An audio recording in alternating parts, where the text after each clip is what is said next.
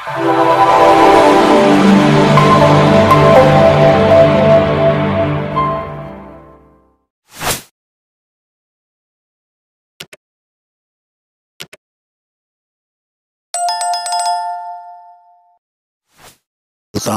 صلاح الدین ایوبی فاتح یروشلم۔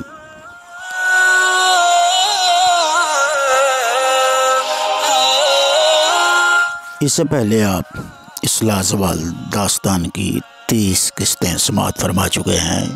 آئیے قسط نمبر 31 کی طرف بڑھتے ہیں۔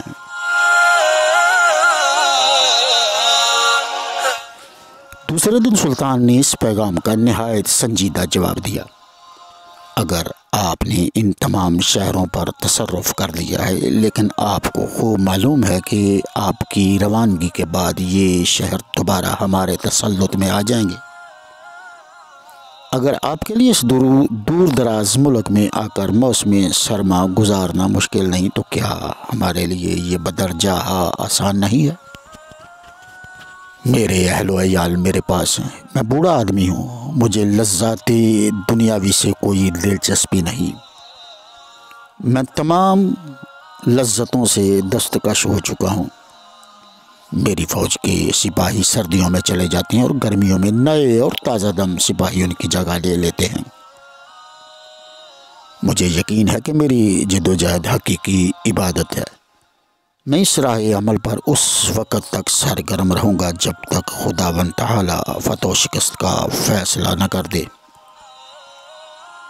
اس خط کے بین السطور میں ابھی 2 بیم جھلکتی ہوئی نظر آتی ہے۔ شاید رچرڈ ساحل چھوڑ دے اور شاید وہ وہیں ٹھہر جائے۔ صلاح الدین کے پائے ثبات میں کوئی لغزش نہیں آئی تھی۔ وہ اس لپیوں کی مزاحمت کا عزم کر چکا تھا۔ ان دنوں اسے فوج کی بد نظمی کا مسئلہ درپیش تھا۔ شاید یہی وجہ تھی کہ اس نے عیسائی فوجوں کے اجتماع سے پہلے رچرڈ کو پکڑنے کے منصوبے کی منظوری دے دی تھی، وگرنہ وہ ایسی تجویز کبھی صادر نہ کرتا۔ اسی اثناء میں ہنری آف شیمپین آ گیا۔ اس کے ہمراہ صرف چند نائٹ اور ایک کشتی تھی۔ اس نے خبر دی کہ باقی ماندہ عیسائی فوج کو مسلمان محافظین ساحل نے روک لیا ہے۔ بہرکیف رچرڈ نے جافا میں 55 نائٹ 400 مسلح سپاہی اور 2000 تیر انداز اکٹھے کر لیے تھے، جن میں اہل پیزا اور اہل جنیوا بھی شامل تھے، لیکن اس کے پاس 15 سے زیادہ گھوڑے نہ تھے۔ اس مختصر سی فوج کے ساتھ وہ جافا کے باہر اسلامی لشکر کے مقابلے میں خیمہ زن تھا۔ رچرڈ ہفتے کو ساحل پر اترا تھا اور آج منگل تھا۔ اس رات حلب کے ترکوں اور کردوں کے 2 منتخب دستے رچرڈ کو گرفتار کرنے کے لیے عیسائی پڑاؤ میں گھس گئے۔ چاروں طرف تاریکی چھائی ہوئی تھی، زمین اندھیرے سے چھپی ہوئی تھی۔ انجیر کے پست قامت پیڑ اور کھجور کے جھالردار درخت سیاہی کی موہوم دھبوں کی طرح افق کی لکیر پر پھیلے ہوئے تھے۔ ستاروں کی روشنی ماند پڑ رہی تھی۔ کبھی کبھی دور سے کتوں کے بھونکنے کی آواز خاموشی میں گونج جاتی۔ پڑاؤ سے پرے ساحل پر موجیں آہیں بھر رہی تھیں۔ خیمے کے پیچھے گرجے کا مینار تنہا کھڑا حیرت سے چاروں طرف دیکھ رہا تھا۔ خیموں میں لوگ اپنے لبادے بچھا کر مزے سے سوئے ہوئے تھے۔ ان کے خراٹوں کی مسلسل آوازیں آ رہی تھیں۔ الاؤ بجھ چکے تھے اور چاند کبھی کا ڈوب چکا تھا۔ سنتری رات گئے تک گشت کرتے رہے، لیکن اب تکان سے ان کی ٹانگیں باری اور نیند سے ان کے سر بوجھل ہو چکے تھے۔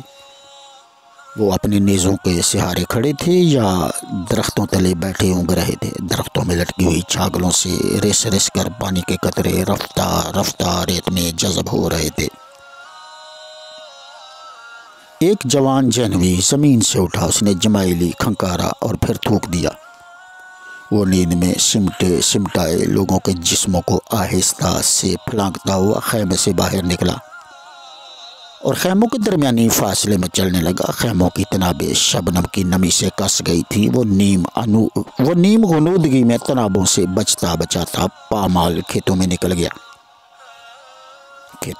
کھیت میں ہاتھی چوک کے گچھے دار پودے نکل رہے تھے۔ وہ کھیت میں اکڑوں بیٹھ گیا۔ وہ کھیت میں اکڑ بیٹھ گیا اور یوں ہی آسمان کی طرف دیکھنے لگا جس پر سیاہی ملگجے رنگ میں تحلیل ہو رہی تھی۔ کہیں سے گھوڑوں کے چلنے اور آدمیوں کے بولنے کی دبی دبی آواز سنائی دی، لیکن عیسائیوں کے پڑاؤ میں تو کوئی گھوڑے تھے ہی نہیں۔ دامنے کو سے ہلکی سی چمک نظر آئی اور نیم تاریکی میں ڈوب گئی۔ پھر اسے دھات کی جھنکار کی دبی دبی آواز آئی اور خوف و ہراس سے اس کی پشت پر چیونٹیاں سے رینگنے لگی۔ شہر کے جھٹپٹے میں سیکل شدہ خود چمک رہے تھے۔ وہ آدمی اور گھوڑے آہستہ آہستہ پڑاؤ کی طرف بڑھ رہے تھے۔ یہ دیکھ کر جینوی گھبرا کر اٹھا اور اپنے خیموں کی طرف بھاگا۔ وہ زور سے چلایا، تیار، ہتھیار۔ سنتریوں نے سے پوچھ گچھ کی، اتنے میں کئی دراز قامت نائٹ اپنے خیموں سے نکل آئے۔ وہ اسے صورتحال دریافت کرنے لگے۔ نائٹوں نے جلدی سے زیرہ بختر پہنی، تلواروں کی پیٹیاں اور تسمے کسے اور تیزی سے چل پڑے۔ بعض تو جلدی میں برجس اور جرابیں بھی نہ پہن سکے۔ ان کی برہنہ ٹانگیں ہلکے اندھیرے میں بھی سفید سی دکھائی دے رہی تھی۔ شاہ رچرڈ پوری زیرہ بختر میں بلبوسان پہنچا۔ اس کے پہلو میں اس کا ڈینش تیر لٹک رہا تھا۔ وہ آرام سے گھوڑے پر سوار ہوا۔ خاموش مزاج ارل آف لیسٹر اور دیگر نائٹوں نے بھی اس کی تقلید کی۔ ان کے پاس صرف 10 گھوڑے تھے۔ تاریکی میں جو بھی کسی کے ہاتھ لگا وہی اٹھا کر بھاگا۔ ویسے تو یہ گھوڑے نکمے تھے اور انہیں میدان جنگ اور نیزہ بازی کی کوئی مشق نہ تھی، پھر بھی نہ ہونے سے بہر صورت بہتر تھا۔ مشرقی افق پر صبح کی نارنجی روشنی پھیل گئی اور عیسائیوں کو مسلمان دستوں کی حرکت صاف نظر آنے لگی۔ مسلمانوں نے حملے میں تاخیر کی۔ شاید انہیں عیسائیوں کے خبردار ہونے کا علم ہو گیا تھا، یا وہ عیسائی فوج کو صاف طور پر دیکھے بغیر حملہ نہیں کرنا چاہتے تھے۔ گرجے کے دوسری طرف اہل جنیوا اور اہل پیزا زور زور سے بگل بجا رہے تھے۔ رچرڈ کے ساتھ انگریز اور نارمن سپاہی تھے۔ اس کے حکم کے مطابق وہ گرجے سے ساحل تک نصف دائرے کی صورت میں پھیل گئے۔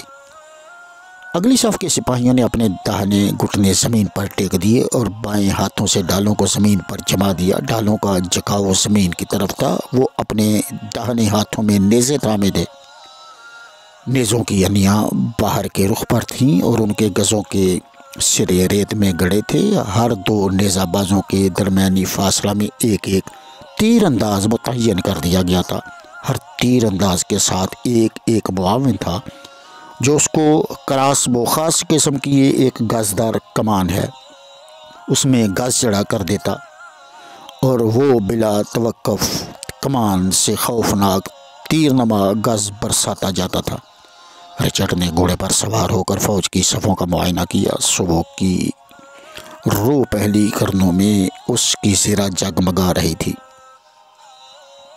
اس کی بلند آواز گونجی، بہادرو، ثابت قدم رہو، ہمارے چاروں طرف دشمن ہے، اگر ہم پیچھے ہٹے تو سب کے سب مارے جائیں گے، فرار موت کے مترادف ہے۔ یہ کہہ کر وہ خاموش ہو گیا۔ مسلمانوں نے حملہ کیا۔ یکدم شور ہوا، گھوڑوں کی ٹاپیں سخت زمین پر بھاج اٹھیں اور وہ نزدیک آتے چلے گئے۔ انہوں نے براہ راست رچرڈ کے سرخ علم جس پر کہ شیر کا نشان بنا ہوا تھا اس پر حملہ کیا۔ کمانوں سے گاز سائیں سائیں کر کے اڑے، نیزوں سے گھوڑے چھد گئے اور تلواریں تلواروں سے ٹکرائی۔ مسلمانوں کا حملہ مضبوط نیزہ بازوں کو نہ ہلا سکا۔ حملہ آور گھوم کر واپس ہو گئے۔ اس کے بعد ان کی دوسری لہر امڑتی ہوئی عیسائی تیر اندازوں اور نیزہ بازوں سے ٹکرائی اور ہٹ گئی۔ مسلمان تیر برساتے ہوئے پسپا ہوئے۔ رچرڈ کی بےتاب فطرت زیادہ دیر تک یہ حملے برداشت نہ کر سکی۔ وہ اپنے 10 سواروں سمیت قبائل پر چڑھ دوڑا۔ اپنے لمبے نیزے نیچے جھکائے وہ دشمن کی صفوں پر پل پڑے۔ مسلح نائٹ دشمن کی صفوں کو چیرتے ہوئے نکل گئے، لیکن رچرڈ ان سب سے بہت آگے نکل چکا تھا۔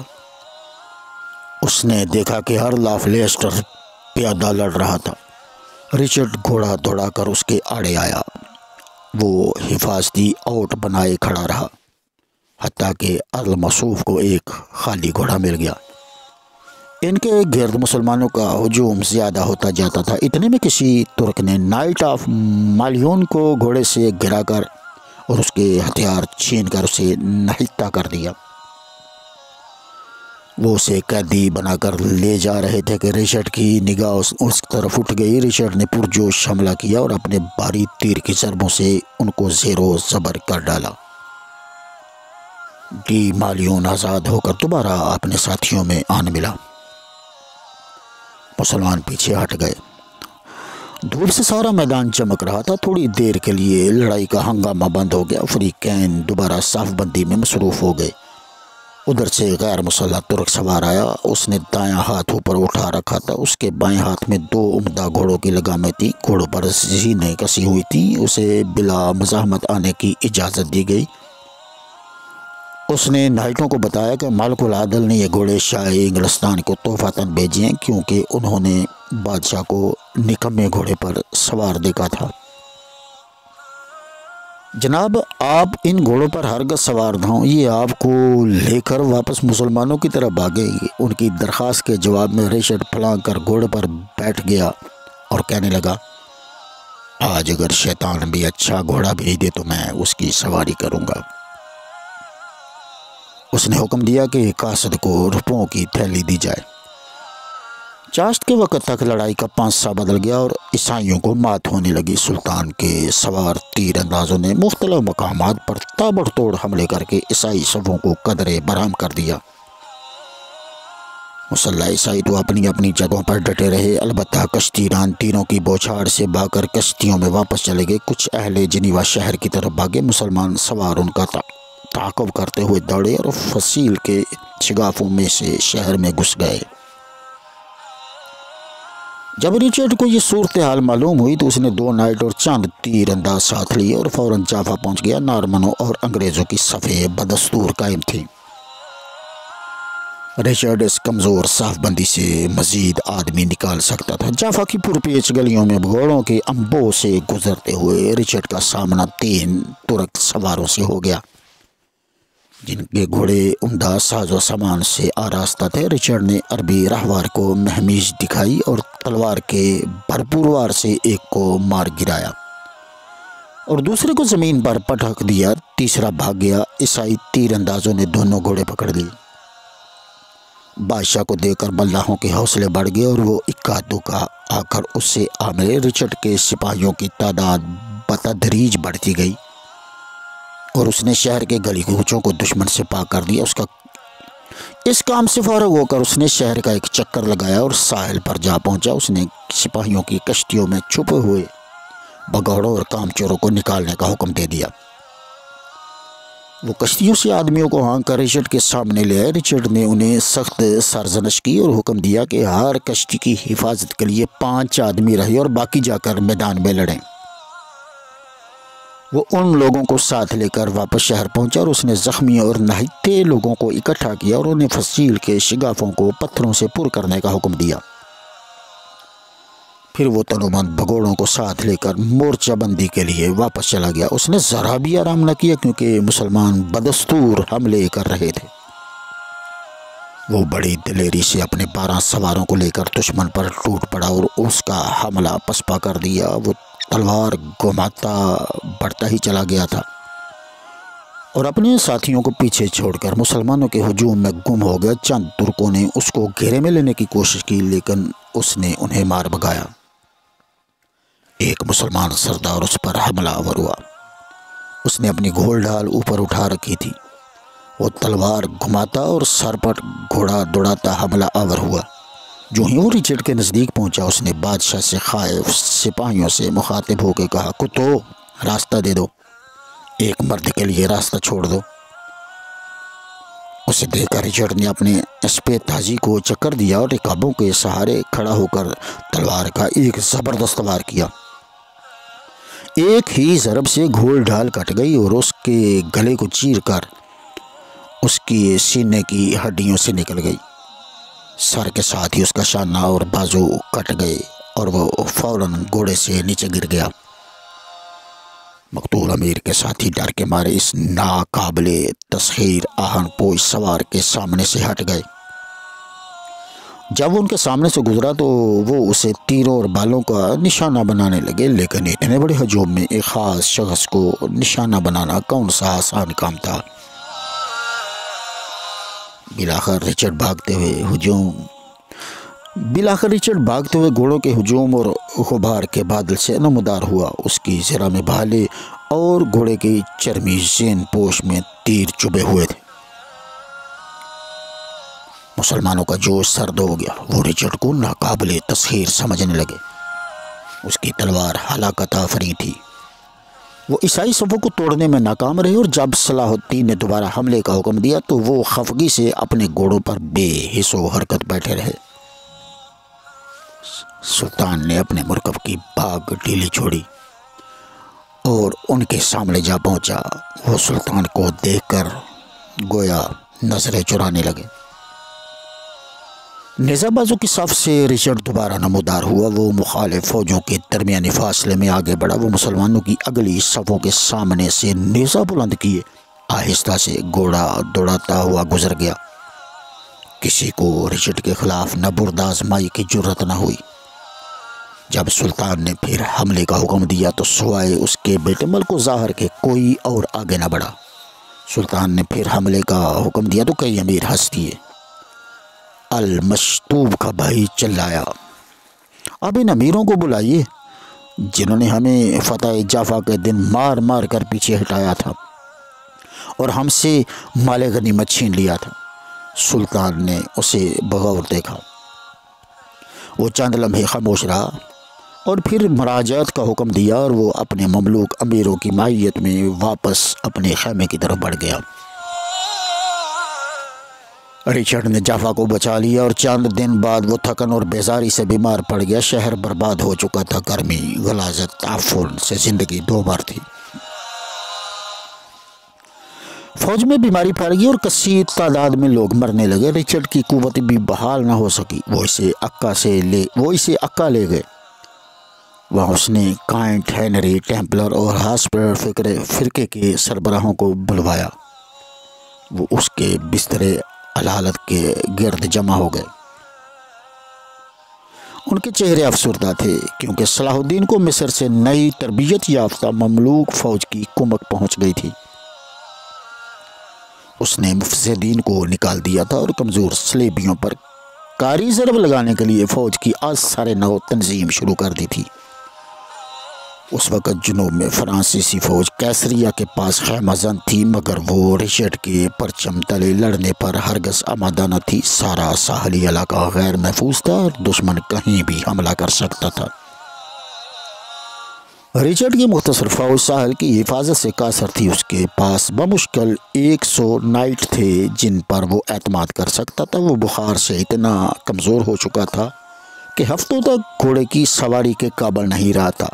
میری طرف سے ملک العادل کو پیغام دے دیں اور کہیں کہ صلح کی جو شرائط وہ طے کرے مجھے منظور ہے، سوائے اسکلان کے۔ ہم کسی قیمت پر بھی اسکلان ان کے حوالے کرنے کے لیے تیار نہیں ہیں۔ رچرڈ اپنی آخری ضرب لگا چکا تھا۔ وہ اپنی سعی تمام کر چکا تھا، لیکن وہ اپنے مقصد میں ناکام رہا تھا۔ ہیمفرے آف ٹورون اور دیگر نائٹ ملک العادل کے پاس گئے اور اس سے شرائط صلح طے کر لی۔ سلطان بدستور مکمل اور فیصلہ کن فتح کا خواہش مند تھا، اگرچہ اس کی فوج پہم جنگ سے بیزار ہو چکی تھی اور جنگ جاری رکھنے سے کسی فائدے کی توقع نہیں تھی۔ میں صلح کرنے سے ڈرتا ہوں، نہ جانے میری موت کے بعد کیا حالات ہوں، سلطان نے بہاؤالدین سے کہا۔